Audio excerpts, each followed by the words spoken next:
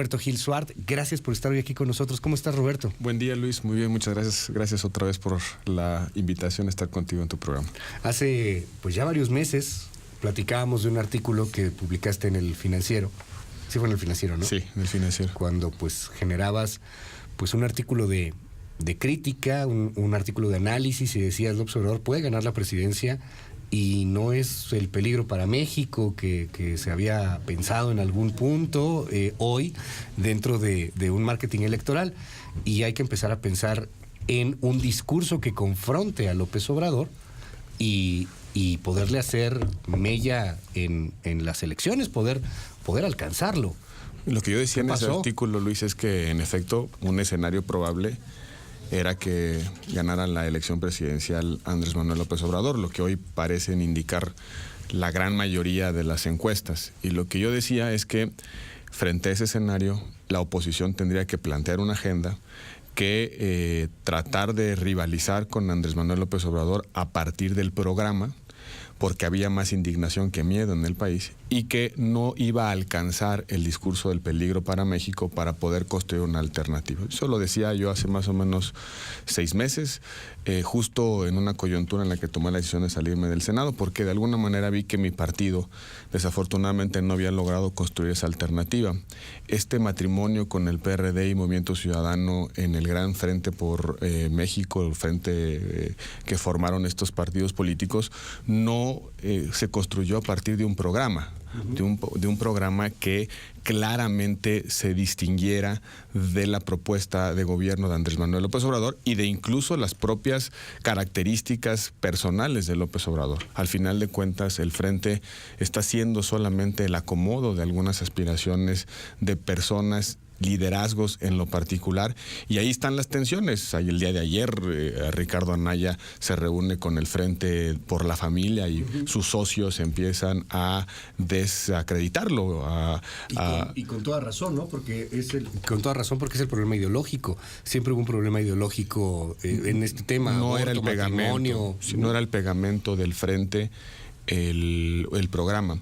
Y yo creo que la idea era buena, pero mal ejecutada. ¿Por qué era una idea buena, Luis? Porque en el fondo era la oportunidad de construir el gran centro político del país, que dos tradiciones se unieran para construir una alternativa: la tradición del humanismo liberal del PAN y la tradición socialdemócrata que puede estar en una parte del PRD.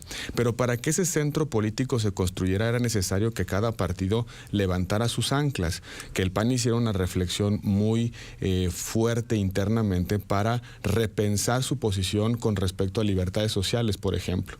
Y también el PRD debía hacer lo mismo en cuanto a su concepción de la relación entre el Estado y el mercado y las libertades económicas. Esa era la ruta para construir un gran centro político, cosa que no sucedió porque, insisto, lo único que pegaba, el único cemento del frente era básicamente colocar ciertas aspiraciones: la candidatura presidencial, la candidatura a la jefatura de gobierno en la Ciudad de México, las candidaturas en Jalisco, en fin, no más allá de eso. Me llama la atención, tenías mucha razón hace 6 meses cuando decías, Roberto Gil Suart, es que no hay nadie que le construya un discurso de oposición a Andrés Manuel López Obrador candidato.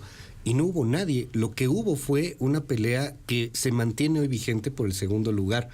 Una pelea irracional para algunos, inclusive, de gran rabia, muy, muy visceral. Y bueno, pues que lo ha hecho crecer y crecer y crecer.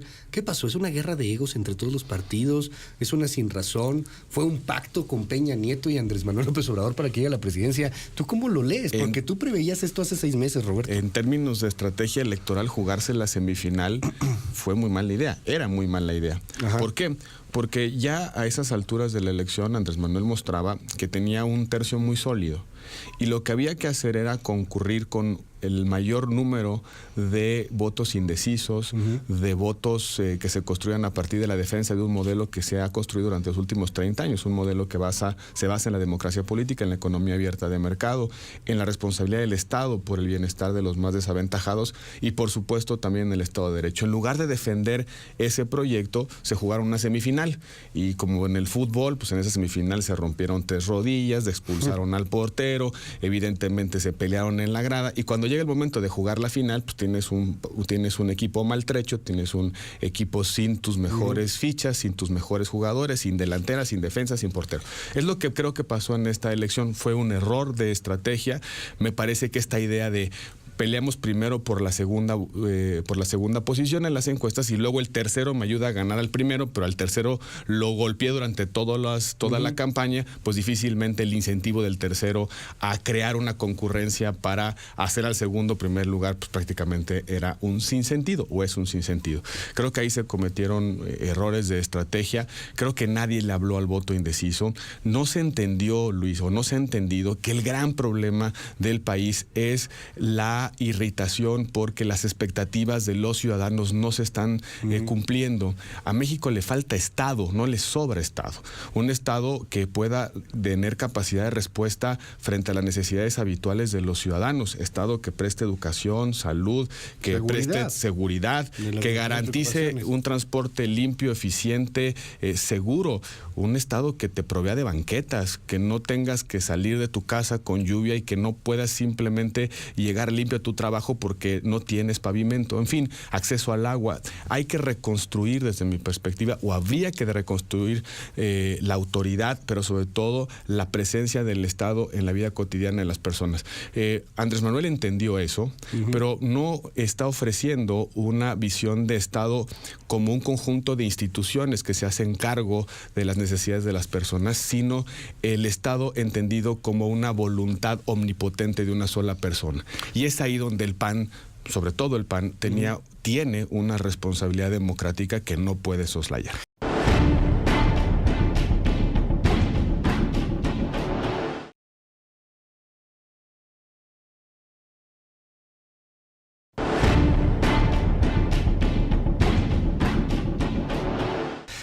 Y entendió que no hay trabajo, o que el trabajo no está bien remunerado, o que faltan cosas, y entendió, creo yo, López Obrador, en esta empatía con una gran parte de la sociedad, el coraje, el encono, y lo ha capitalizado y ha sido un éxito.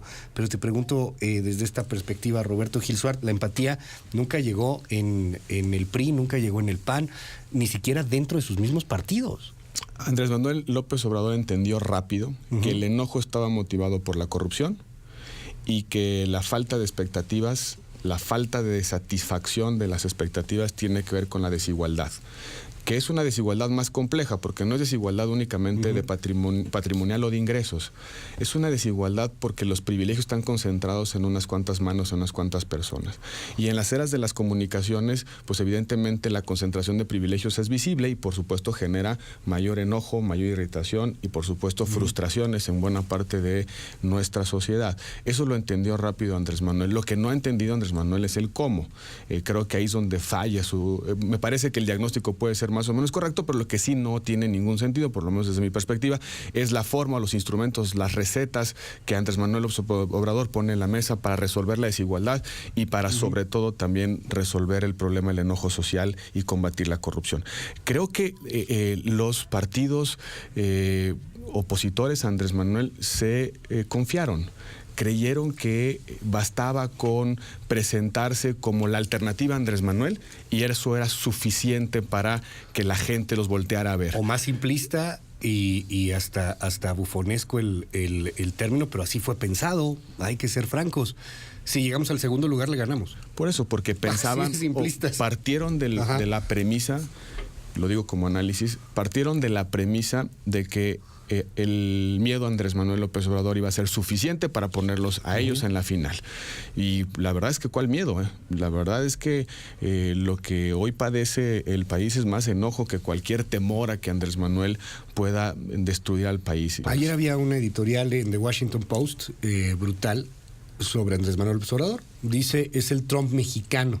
Y los riesgos que tenía para la economía norteamericana y para la economía mexicana y la relación bilateral tener a un Andrés Manuel López Obrador desde la perspectiva de Washington Post, comparándolo con la decisión política o las decisiones o las maneras de hacer campaña que tiene López Obrador y que tiene Donald Trump. Lo comparaba Washington Post, hacía ahí un análisis.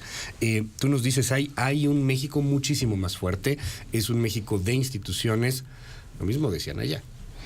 Bueno, y creo que los Estados Unidos, si por algo se caracterizan, es por la fortaleza de sus instituciones. Ajá. Hay un reciente libro de la exsecretaria de Estado, Madeleine Albright. ¿Y llevan cuántos corridos fiscales? Sí, y lo que dice Madeleine Albright es, oigan, a Estados Unidos también le pueden pasar tragedias. Sí. Y ahí están estos desplantes protofascistas de Donald Trump.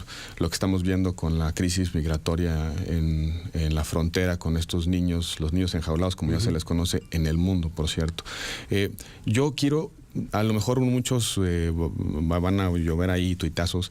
Yo no creo que Andrés Manuel López Obrador sea como Donald Trump. Okay. Y te voy a decir por qué. Porque Andrés Manuel López Obrador tiene una historia de lucha social.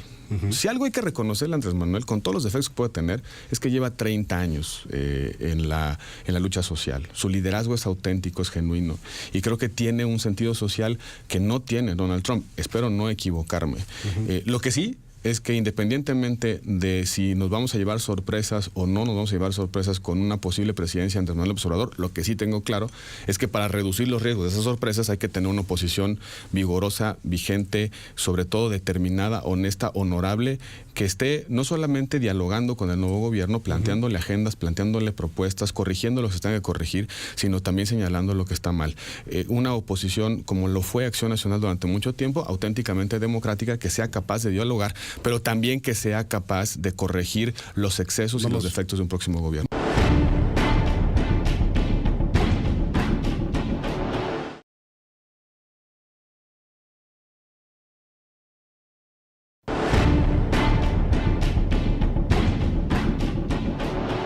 Vamos a suponer, escenario hipotético, gana Andrés Manuel López Obrador, muy probable hoy, 99%, 98%, 95%, depende de cuál quieras ver, la probabilidad que está ahí.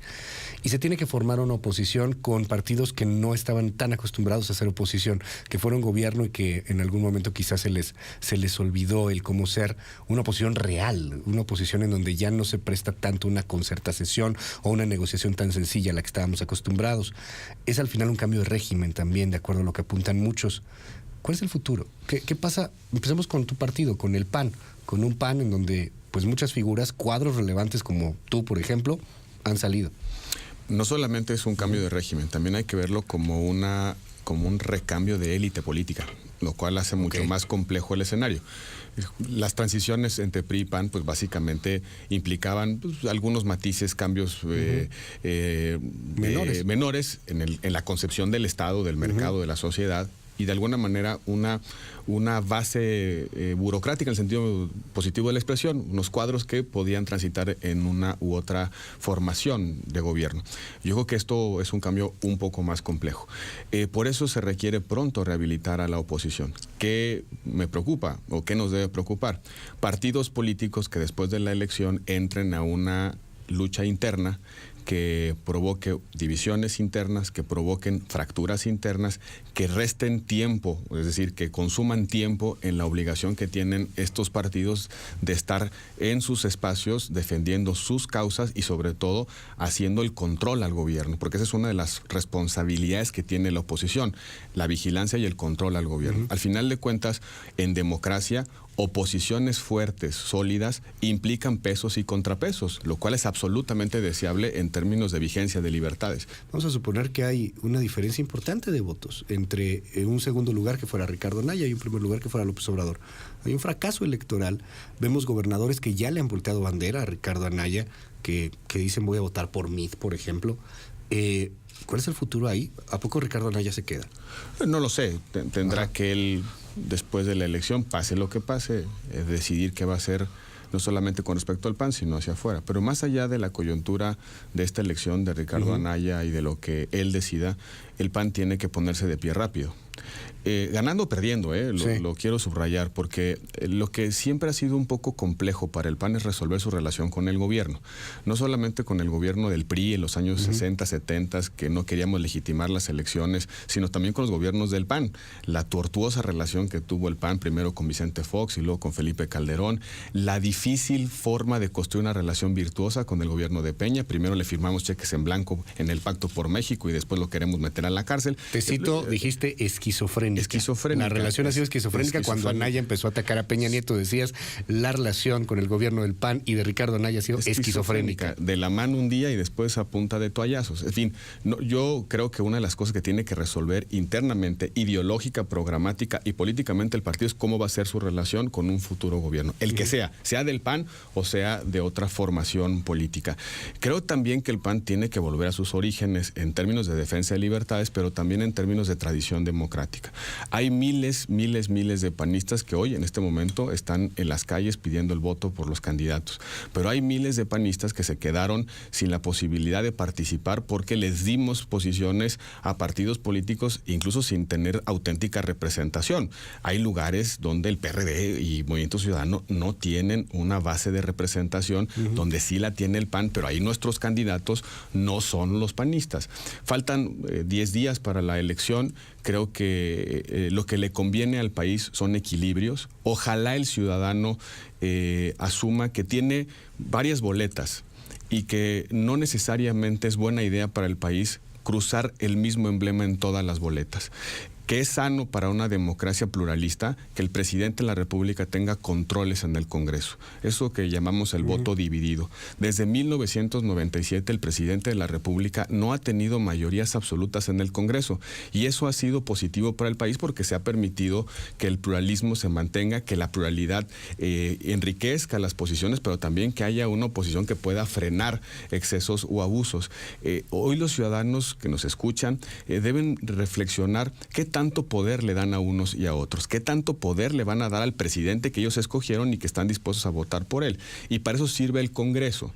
Yo creo que está... Un contrapeso. Un contrapeso. Y eso también pasa por... Que cada vez se antoja más, Roberto. Ahí está el llamado, lo hizo también hace poco Enrique Krause, si no me equivoco, sin duda. Y lo llamaron conservador, lo llamó Andrés Manuel conservador, porque vemos... Pues también encuestas habrá que ver, esas son muy difíciles de realmente confiar porque son pocas y porque es complicada ahí la medición, pero cada vez hay más encuestas que hablan de un Congreso que tendrá Morena. Y yo creo que independientemente mayoría, puede haber un escenario en el que una buena jornada y, el impulso de una candidatura presidencial se vaya en cascada al calendario electoral más grande de la historia de la democracia mexicana. Por el cayuco completo, dice López Obrador. Porque además, todos, como sabes, Luis, hemos empatado los calendarios electorales. Este es el calendario más grande de toda nuestra historia. Me preocuparía que en un día, por esta alineación en cascada de votos, pues un candidato prácticamente se apodere del país. Yo creo que hay, y más allá de quienes hoy compiten, hay que recordar aquella vieja frase que dice que el poder corrompe, pero el poder absoluto corrompe absolutamente.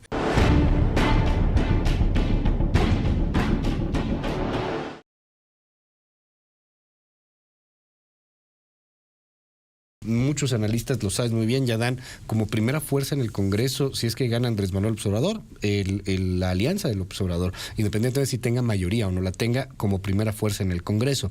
¿Qué va a pasar con esta oposición que tiene que formarse? Están muy enojados entre ellos. Ya hablamos de los panistas, los priistas ni se diga. Hay enojo entre partidos y dentro de los partidos. Entonces, sí. Lo cual te sugiere que todavía es más preocupante el escenario. Yo creo que debemos dejar aparcadas nuestras diferencias. Tenemos una responsabilidad histórica y democrática, todos los partidos, sobre todo los que estén en sitiales de oposición.